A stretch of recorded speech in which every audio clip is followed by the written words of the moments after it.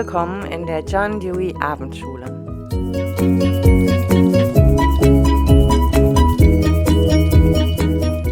Ich habe für Sie heute mal wieder ein paar spannende Gedanken mitgebracht, zumindest glaube ich das. Und zwar beschäftigen wir uns heute mit dem Zauberwort Selbstwirksamkeit oder Selbstwirksamkeitserfahrung.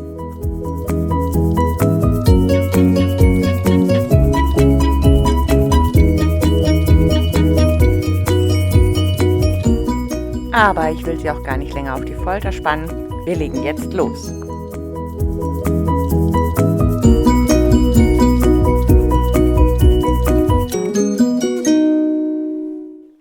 In der politischen und demokratischen Arbeit gibt es verschiedene Zauberwörter.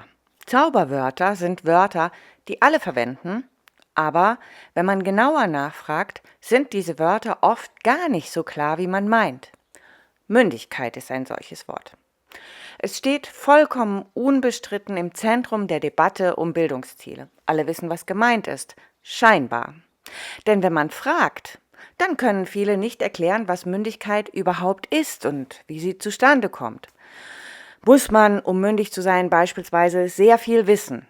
Oder geht es eher darum, besonnen mehrere Perspektiven mitdenken zu können? Kann man Mündigkeit in Bildungsprozessen herstellen? Und wie genau?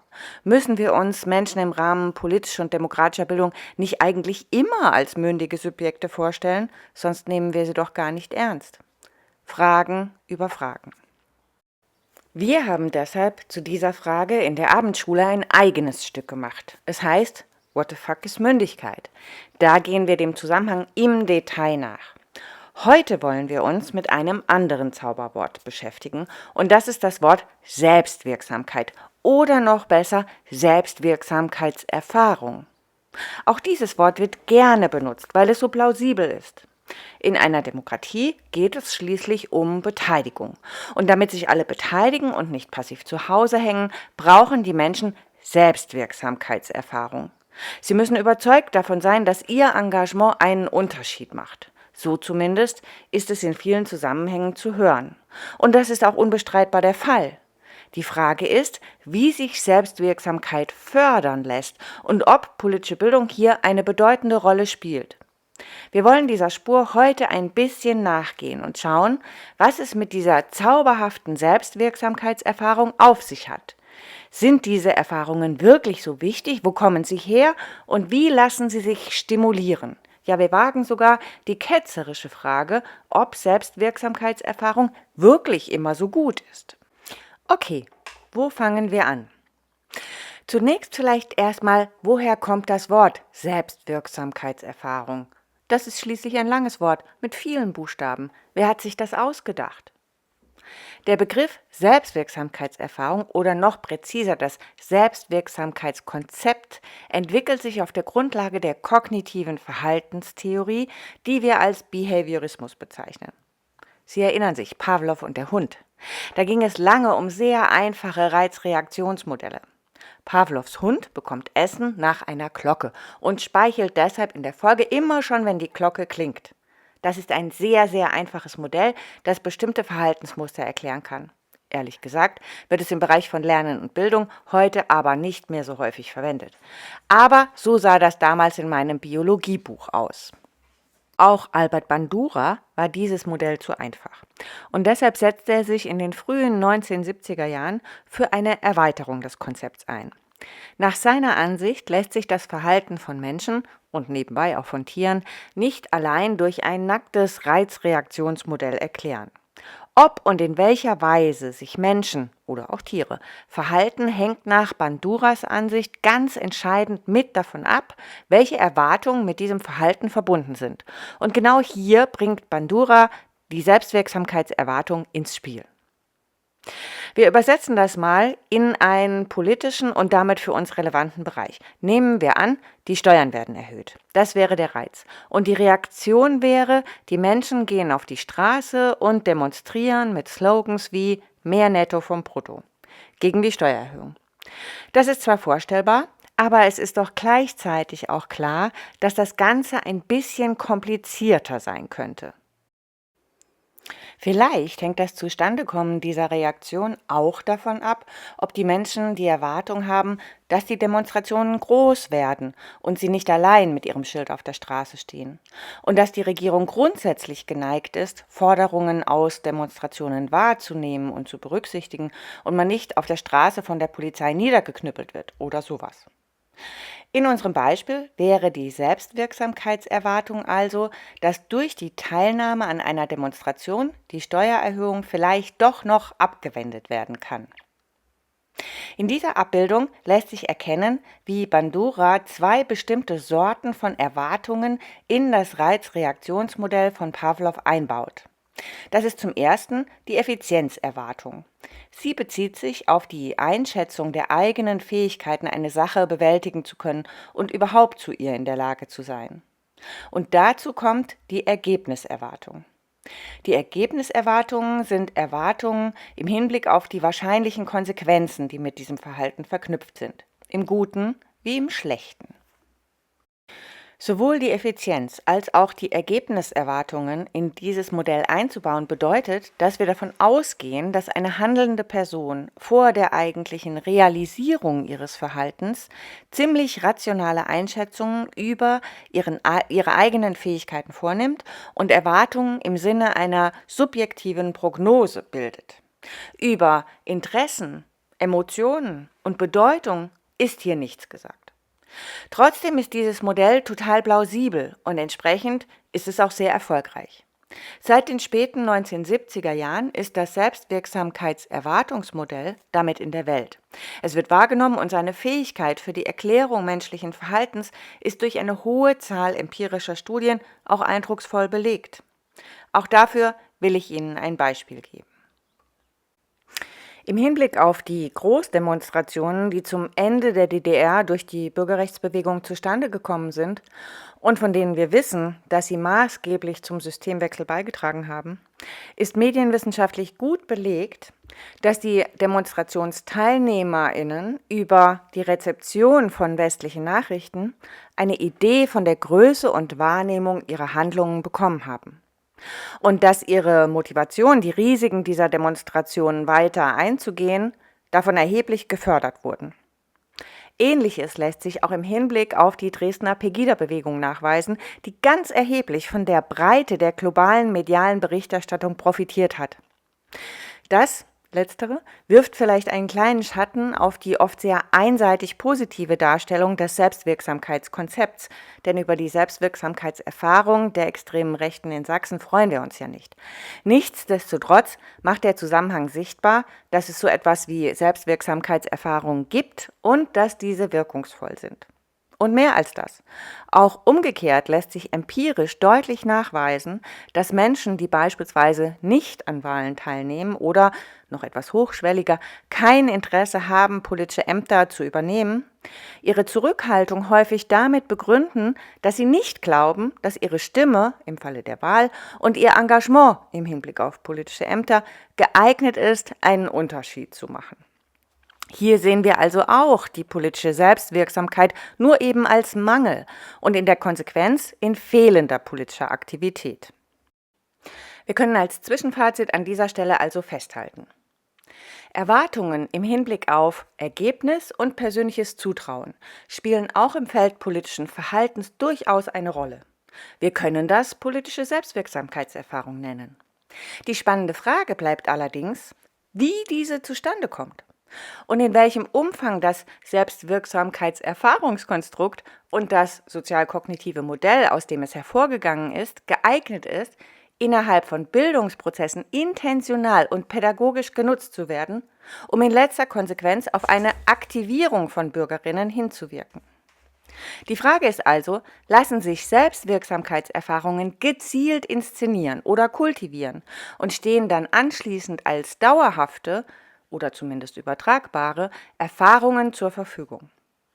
Um der Beantwortung dieser Frage näher zu kommen, müssen wir uns zunächst mit der Frage beschäftigen, in welchen Kontexten politischer Bildung der Begriff der politischen Selbstwirksamkeitserfahrung auftaucht und wie er im Allgemeinen gebraucht wird. Das Wort politische Selbstwirksamkeitserfahrung nutzen Menschen beim Sprechen und Reflektieren über politische Bildung und demokratische Arbeit sehr regelmäßig. Es kommt in Begleitung des vielleicht sogar noch etwas verbreiteteren Worts der politischen Partizipationsbereitschaft als pädagogische Zielformulierung in Tausenden von Texten und insbesondere in Projektanträgen vor. Im Gegensatz zum Begriff der Partizipationsbereitschaft, der in empirischen Studien und Projektevaluationen häufig sehr konkret in den Blick genommen wird, wird die Selbstwirksamkeitserfahrung innerhalb der politischen Bildung allerdings nur selten empirisch erforscht. Wenn sie empirisch in den Blick genommen wird, dann im Regelfall in schulischen Kontexten und dort im Hinblick auf die Frage, ob sich politische Selbstwirksamkeitserfahrungen durch die Vermittlung von politischem Wissen stimulieren lassen. Die Antwort lautet nein. Wissen ist nicht grundsätzlich hilfreich, um das politische Selbstbewusstsein und Zutrauen in die eigene Handlungsfähigkeit zu fördern. Zuweilen deutet sich sogar ein negativer Zusammenhang an, sodass die Vermutung naheliegt, dass junge Menschen in Umgebungen, in denen viel Wert auf die Vermittlung von Wissen gelegt wird, ihre eigenen Fähigkeiten, sich politisch einzubringen, sogar schlechter einschätzen als in Umgebungen, in denen weniger Wert auf den Erwerb von Wissen gelegt wird. Das ist für Kolleginnen und Kollegen, die eine an Wissen orientierte Bildungsvorstellung verfolgen, etwas ärgerlich. Sie waren davon ausgegangen, dass Wissensvermittlung hilfreich sein könnte, weil SchülerInnen in formal höheren Bildungsgängen durchschnittlich über mehr Selbstwirksamkeit verfügen als SchülerInnen in Bildungsgängen, die auf formal niedrige Bildungsabschlüsse gerichtet sind. Für Menschen aus dem Bereich der außerschulischen politischen Bildung ist der Zusammenhang mehr oder weniger egal und gleichzeitig auch wenig überraschend. Denn in diesem Feld stellt man sich politische Selbstwirksamkeitserfahrungen sowieso ganz anders vor. Hier werden Selbstwirksamkeitserfahrungen im Regelfall als echte Erfahrungen im Umgang mit und bei der Verwirklichung von politischen Wünschen und Bedürfnissen verstanden. Spricht man mit Fachkräften aus diesem Feld, trifft man auf die stabile und überaus verbreitete Vorstellung, dass politische Selbstwirksamkeitserfahrung in sozialen und kommunalen Nahfeldern gelernt werden kann und muss. Diese Vorstellung der Aktiven ist dabei recht stabil, in etwa folgendermaßen aufgebaut. Die Menschen beteiligen sich nicht an Politik und schimpfen nur, weil sie nicht über politische Selbstwirksamkeitserfahrung verfügen. Das ist A. Wenn sie diese über Projekte vermittelt, dann aber erfahren können, B, werden sie aktiviert, C. Beteiligen sich also wieder mehr und das ist für eine Demokratie, die von Beteiligung lebt, auch wichtig. Wir sprechen über eine Vorstellung, nicht über die Realität. Aber wenn man sich das so vorstellt, was muss man dann tun?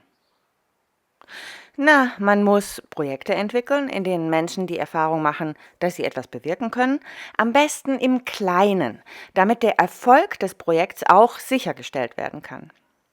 Die bildhafte Metapher, auf die man in diesem Zusammenhang häufig trifft, ist der Bolzplatz oder die Bushaltestelle, die von Jugendlichen nach ihren Vorstellungen umgestaltet werden kann. Aufgabe politischer Bildung oder demokratischer Arbeit in diesem Zusammenhang ist es also, Gelegenheiten zu schaffen, in denen Jugendliche ihre Bedürfnisse im Hinblick auf vergleichbare Projekte artikulieren können und dann gemeinsam mit den Verantwortlichen aus Politik und Verwaltung dafür Sorge zu tragen, dass die entsprechenden Projekte auch wirklich realisiert werden. Die Bedeutung der tatsächlichen Realisierung der Projekte wird von den Bildungsverantwortlichen als überaus hoch eingeschätzt, denn nur auf diese Weise können sich, so ist die Vorstellung, die wertvollen Selbstwirksamkeitserfahrungen auch wirklich entwickeln. Jetzt wollen wir doch mal sehen, ob das auch wirklich klappt. Wohin sollen wir da schauen? Der Rahmen, in den diese Arbeit nicht selten gestellt wird, ist der des Jugendparlaments oder des Jugendgemeinderats. Dann schauen wir uns doch einmal genauer an, was wissen wir über die Effekte von Jugendparlamenten und Jugendgemeinderäten. Es existieren glücklicherweise einige Studien. Über diese Studien haben wir in unserem Stück Wie Partizipation gelingen kann auch ganz ausführlich gesprochen, deshalb hier nur in aller Kürze. Schaut man sich diese Studien an, dann trifft man leider auch auf eher skeptische Töne. Dabei ist es zunächst wichtig zu betonen, dass Kinder- und Jugendparlament nicht gleich Kinder- und Jugendparlament ist und entsprechend die Erfahrungen, die in diesem Rahmen gesammelt werden, natürlich auch unterschiedlich sein können. Nichtsdestotrotz schreibt Krüger in einer zusammenfassenden Bewertung der Arbeit der Kinder- und Jugendparlamente im Jahr 2008, ich zitiere mal Krüger: Im Hinblick auf die Erfolge der Beteiligung von Kindern und Jugendlichen in politischen Zusammenhängen muss zwischen verschiedenen Zielen dieser Angebote differenziert werden. Tendenziell zeigen sich entsprechende Erfolge eher im Hinblick auf den Zugewinn an Wissen und Kompetenzen bei den beteiligten Kindern und Jugendlichen und weniger im Hinblick auf Teilhabe an politischen Entscheidungsprozessen. Zitat Ende.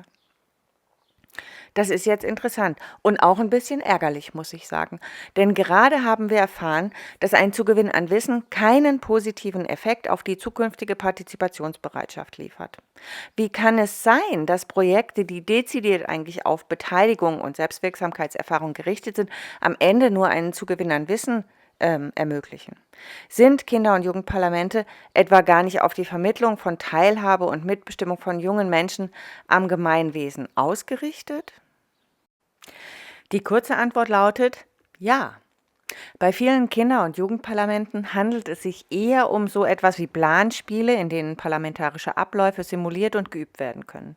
Hier kann man in der Tat etwas über parlamentarische Arbeit lernen, aber mitgestalten kann man eher nicht. Und selbst da, wo mitgestaltet werden kann, sind diese Mitgestaltungsmöglichkeiten häufig auch stark begrenzt. Das sieht man auch in einer Studie von Hafenecker und Niebling, die ich hier nur ganz kurz aufblitzen lasse. All das ist, wie ich schon gesagt habe, viel ausführlicher im Stück, wie Partizipation gelingen kann. Und wenn Sie das näher interessiert, schauen Sie doch gerne in dieses andere Abendstück auch einmal hinein. Mir ist an dieser Stelle nur wichtig zu sagen, dass nach allem, was wir empirisch wissen, die Hoffnung auf die Vermittlung von Selbstwirksamkeitserfahrung im Kontext von Angeboten der Jugendbeteiligung sehr häufig formuliert werden, aber nicht immer umstandslos aufgehen. Das heißt auch nicht, dass es nie gelingt. Aber so überschwänglich, wie das in den entsprechenden Kontexten beschworen wird, geht es eben auch nicht. Und damit lassen wir die Jugendbeteiligung erst einmal hinter uns. Ich will in der knappen Zeit, die ich hier habe, stattdessen nochmal einen Blick auf ein Prestige-Event im Kontext neuer Beteiligungsverfahren werfen, und das ist der Bürgerrat zum Thema Ernährung, der als erster Bürgerrat auf Bundesebene 2023-24 stattgefunden hat. Auch mit diesem Bürgerrat waren hohe Erwartungen, auch und im Besonderen zum Stichwort Selbstwirksamkeitserfahrungen verbunden. Überhaupt scheinen Bürgerräte gerade die Antwort auf demokratische Herausforderungen darzustellen. Die Menschen sollen also mehr beteiligt werden. Sie sollen das Gefühl bekommen, dass sie substanziell mitarbeiten können. Das wäre ja auch schön, wenn das gelingt. Aber wir sollten nichts versprechen, was wir nicht halten können. Okay, wie lief es denn nun beim Bürgerrat Ernährung? Da es sich um den ersten Bürgerinnenrat auf Bundesebene handelt, liegt eine ausführliche Evaluation zu diesem Ereignis vor. Auf vielen Seiten kann man nachlesen, wie zufrieden die Teilnehmenden mit der Organisation des Rates waren. Von der Bewertung des Essens bis zur Logistik und Moderation fällt alles positiv aus. Das Gutachten fällt, wie man der Zusammenfassung hier entnehmen kann, deshalb auch im Ganzen positiv aus. Halten Sie gerne das Video an und lesen Sie da mal rein. Ich finde allerdings, es lohnt sich da, etwas genauer hinzuschauen. Selbstwirksamkeit, ein Wort, das auch in diesem Bericht sehr häufig auftaucht, wird im Evaluationskontext offenbar nur mit einem Item gemessen. Und zwar mit der Frage: Ich habe den Eindruck, keinen wichtigen Beitrag zu den Empfehlungen geleistet zu haben. Das ist eine Frage, die, zumindest aus meiner Sicht, ein recht positives Ergebnis nahelegt. Warum fragen Sie hier negativ? Die Mehrzahl der Teilnehmenden hatte durchaus das Gefühl, sich in die Diskussion eingebracht zu haben. Darauf hat man ja in der Moderation auch schon geachtet. Selbstwirksamkeit, so ist hier die Annahme, entsteht also, wenn Menschen die Möglichkeit haben zu sprechen. Aber geht es im Rahmen von Bürgerinnenräten nicht um mehr? Zum Beispiel das Gefühl, auch gehört zu werden? Dazu findet man auf den Seiten des Evaluationsberichts keine bunte Grafik. Erst bei sehr gründlicher Lektüre auf den letzten Seiten ohne jegliche grafische Unterstützung und damit ziemlich versteckt liest man das hier. Auch hier empfehle ich, den Film mal kurz anzuhalten und sich das durchzulesen. Diese Aussagen beziehen sich auf die Erfahrungen der TeilnehmerInnen des Bürgerrats bei der Übergabe der Empfehlung und der anschließenden Plenardebatte. Die TeilnehmerInnen des Bürgerrats hatten mehrheitlich also nicht den Eindruck, dass ihre Arbeit von PolitikerInnen gewertschätzt und überhaupt wahrgenommen wird. Schade eigentlich. Sie nutzen dazu vor allem auch Freitextfelder, das heißt, sie werden gar nicht direkt danach gefragt. Aber im Freitext ist dann plötzlich zu lesen, die Kritik richtet sich insbesondere an die Einstellung einiger Politiker zum Format Bürgerrat, mangelnde Vorbereitung und Wertschätzung der Politiker gegenüber den Ergebnissen des Bürgerrats und dem Einsatz der Teilnehmern, herablassende Haltung, mangelnde Auseinandersetzung, generelle Enttäuschung und so weiter. Im Kern heißt das, ja, die Teilnehmenden fanden den Bürgerrat gut organisiert und sie glauben auch, dass sie wichtige Ergebnisse erarbeitet haben. Aber dass aus diesen Ergebnissen etwas wird, diesen Eindruck haben sie eher nicht. Wie kann es sein, dass die Evaluation trotzdem so positiv ausfällt? Mir scheint, dass die Erwartungen im Zusammenhang mit diesen Instrumenten hier eher nicht aufgegangen ist.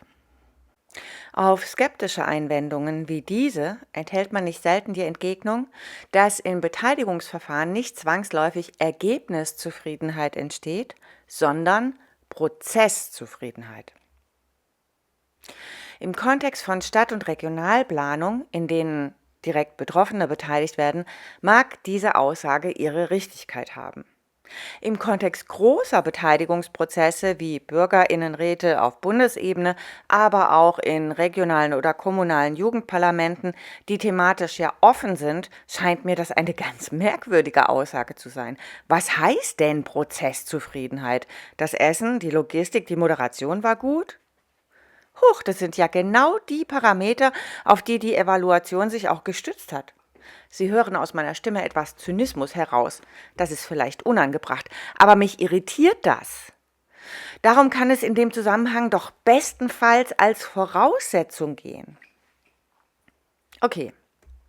Eine andere Einwendung gegen Skeptikerinnen wie mich ist, dass es ja auch nicht allein um die Erfahrung der Menschen geht, die an Bürgerinnenräten teilnehmen, also unmittelbar teilnehmen, sondern auch um all die anderen Bürgerinnen und Bürger, die das beobachten und die in der Beobachtung ja auch die Erfahrung machen, dass Beteiligung stattfindet.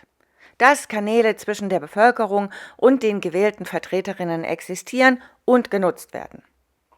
Nun, leider ergibt sich ja auch bei denen der Eindruck, dass die Gutachten und Empfehlungen, die in diesen Kontexten erarbeitet werden, eher nicht gehört werden. Und mehr als das, betrachtet man die Themenstellungen, zu denen Bürgerinnenräte einberufen werden, könnte sogar das Gefühl entstehen, dass es sich unter Umständen nur um so etwas wie Scheinbeteiligung handelt. Ich habe hier eine spannende Grafik von der Plattform Guter Rat, die ausgewertet hat, zu welchen Themen Bürgerinnenräte weltweit stattgefunden haben.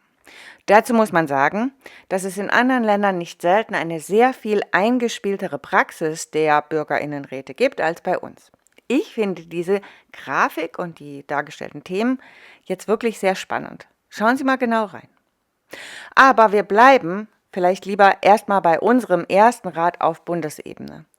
Da ging es ja um das Thema Ernährung. Und ja, Ernährung ist ein wichtiges Thema. Es ist aber auch ein Thema, das sehr stark dafür steht, dass die BürgerInnen selbst durch ihre Ernährungsgewohnheiten etwas ändern sollen. Und darüber dürfen sie dann auch beraten. Wie nett!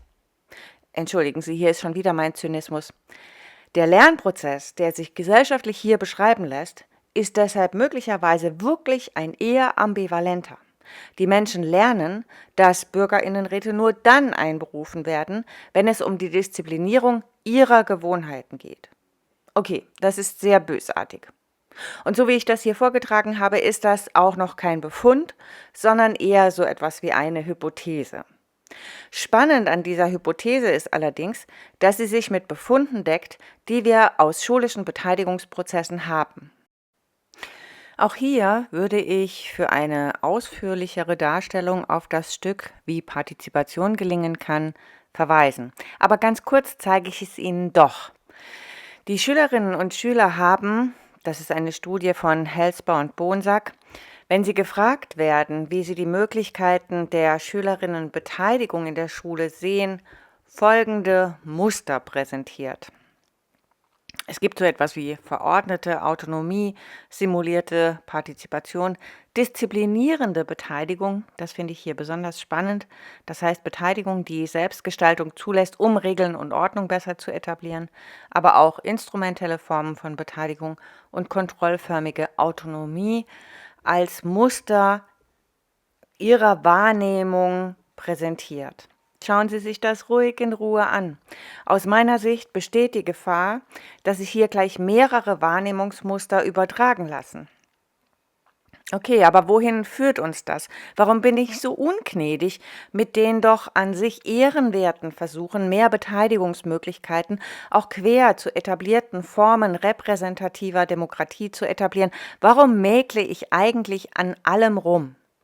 Glauben Sie mir, das will ich eigentlich gar nicht. Ich gefalle mir in der Rolle der Mutmacherin. Ich verstehe meine Aufgabe darin, Menschen, die im Feld politischer Bildung und demokratischer Arbeit tätig sind, zu motivieren. Als Nörglerin sehe ich mich zumindest selbst eigentlich gar nicht. Aber ich glaube, dass es wichtig ist, sich im Feld politischer und demokratischer Arbeit auch ehrlich zu machen. Wir dürfen nichts versprechen, was wir nicht halten können. Und wir müssen, das ist sogar das Allerwichtigste, auch immer wieder überprüfen, ob die Annahmen, von denen wir in unserer Arbeit ausgehen, die richtigen sind. Und genau da liegt meines Erachtens in diesem Zusammenhang das Problem. Selbstwirksamkeitserfahrung ist möglicherweise wirklich eine wichtige Ressource in der Demokratie. Sie entsteht, wenn Menschen Einfluss nehmen, wenn sie sich in politischen Konflikten durchsetzen, aber sie lässt sich schwer intentional herstellen, zumal in Bildungsprozessen. Die Modellannahme, die ich zu Beginn dieser Lecture vorgestellt habe und auf die wir im Feld der Beteiligungsprojekte auch sehr häufig stoßen, ist damit zwar nicht unbedingt falsch. Sie lässt sich aber nicht mühelos in vitro generieren. Selbstwirksamkeitserfahrung entsteht im echten Leben, in echten Prozessen und nicht in künstlichen. Das heißt nicht, dass sie für Bildungsprozesse irrelevant sind. Partizipation kann pädagogisch unterstützt werden, aber sie muss auf echte Anliegen gerichtet sein und nicht auf künstliche. Die Gegenstände, um die gekämpft wird, müssen bedeutsam sein. Politische Siege müssen errungen werden und nicht gewährt. Das heißt nicht, dass Selbstwirksamkeit nicht auch in Schule und in Jugendparlamenten entstehen kann. Schließlich sind das Institutionen, in denen politisch gehandelt wird. Aber dazu müssen die politischen Auseinandersetzungen ernst genommen werden, und zwar von Anfang an. Es gibt Schulen, da haben SchülerInnen im Kontext der Einstellungsverfahren von Lehrkräften eine Stimme. Sie haben diese Stimme wirklich, das ist kein Spiel.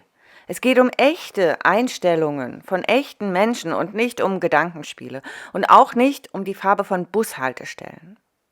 Es ist anzunehmen, dass die Erfahrungen, die dann in diesen Zusammenhängen gemacht werden, wirksamer sind als Erfahrungen in simulierten Parlamentsplanspielen und großzügige Anhörungen zu Bolzplatzgestaltung. John Dewey hat es vor 100 Jahren schon gesagt. Bildung ist keine Vorbereitung auf das Leben. Bildung, das ist das Leben selbst. Und es gibt eben Dinge, die lassen sich in Bildungsprozessen üben, wie Vokabeln zum Beispiel. Aber Selbstwirksamkeit übt man nicht, die macht man oder man macht sie eben nicht. Das wäre hier jetzt ein guter Zeitpunkt, zum Schluss zu kommen. Aber ich habe noch einen Nachklapp, denn mir stößt das Wort Selbstwirksamkeit noch aus einem völlig anderen Grund auf, und das ist ein theoretischer. Wer aber keine Lust mehr hat, für den kann ich nur sagen, die Lecture könnte hier beendet sein. Für alle anderen würde ich gerne noch Folgendes sagen. Selbstwirksamkeitserfahrungen sind etwas Wunderbares. Sie werden von Individuen gemacht, möglicherweise auch, aber viel seltener, von Gruppen kollektiv erlebt. Sie scheinen auf den ersten Blick unmittelbar mit dem Begriff von Demokratie verbunden zu sein. Denn in der Demokratie geht alle Staatsgewalt vom Volke aus. Demokratie lebt von Beteiligung. Das sind die Glaubenssätze, die wir uns auch im Rahmen politischer Bildung immer wieder sagen. Und das ist wahr. Trotzdem wird diese Tatsache im Begriff der politischen Selbstwirksamkeitserfahrung geradezu romantisch verklärt auf die Spitze getrieben. Denn Demokratie ist gleichzeitig viel mehr als das. Demokratie heißt auch, die eigene Nicht-Selbstwirksamkeit auszuhalten. Demokratie heißt anzuerkennen, dass man selbst oder die Partei, der man seine Stimme gegeben hat, die Wahl verloren hat. Demokratie heißt nicht, dass meine Interessen und Wünsche immer umstandslos umgesetzt werden. Deshalb muss man ein bisschen aufpassen mit diesem Selbstwirksamkeitsgedöns.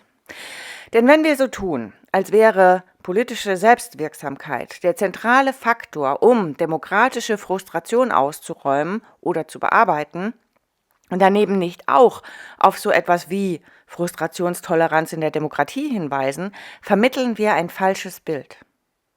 Denn wenn es einzig und allein um Selbstwirksamkeit ginge, wenn Demokratie nur funktioniert, wenn alle sich selbstwirksam fühlen, wenn das der Anspruch ist, mit dem wir auf demokratische Politik schauen, dann entsteht die Gefahr, dass aus der empfundenen Nichtwirksamkeit quasi im Umkehrschluss auch eine Ablehnung der Demokratie und Offenheit für populistische Versprechen jegwelcher Art herauswachsen.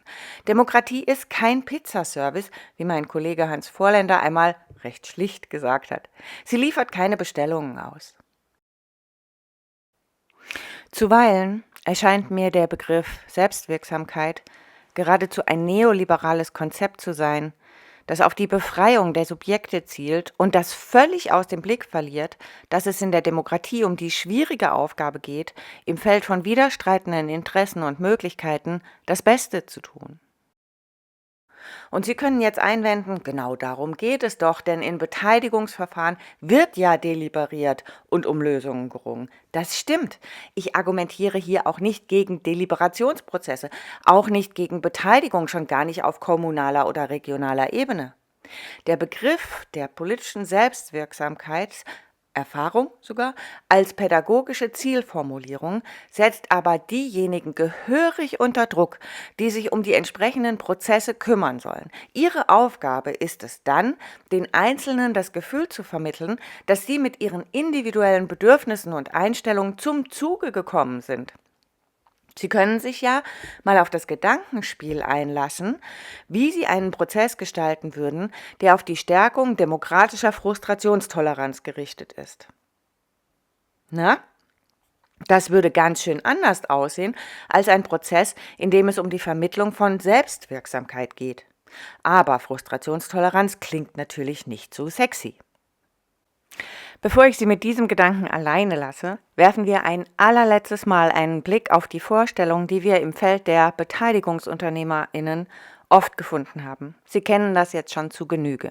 Die Menschen sind verdrossen, weil sie den Eindruck haben, ihre Wünsche und Vorstellungen kommen nicht zum Zuge. Man vermittelt ihnen Selbstwirksamkeitserfahrung und dann sind alle viel aktiver. Schauen Sie sich nach allem, was Sie bis hierher gehört haben, dieses Modell noch einmal an. Fällt Ihnen auf, dass es selbstbestätigend ist? Was wäre denn, wenn der zentrale Punkt 1, also im Feld A, gar nicht darin bestünde, dass die Menschen zu wenig Selbstwirksamkeit haben? Was, wenn sie falsche Erwartungen haben, dass die da oben, wie es so oft heißt, ihnen Pizza liefern müssen?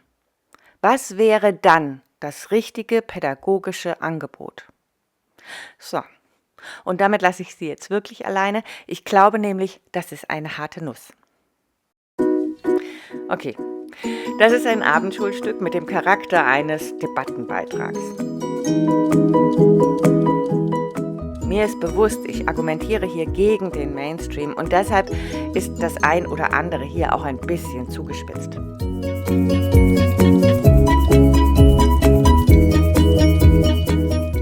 Argumentieren Sie gerne gegen mich. Ich bin auf Ihre Einwendungen gespannt. Aber die Debatte lohnt sich, denn aus meiner Sicht können wir dem Zauberwort Selbstwirksamkeit nicht weiter wie einem blinden Götzen hinterherrennen.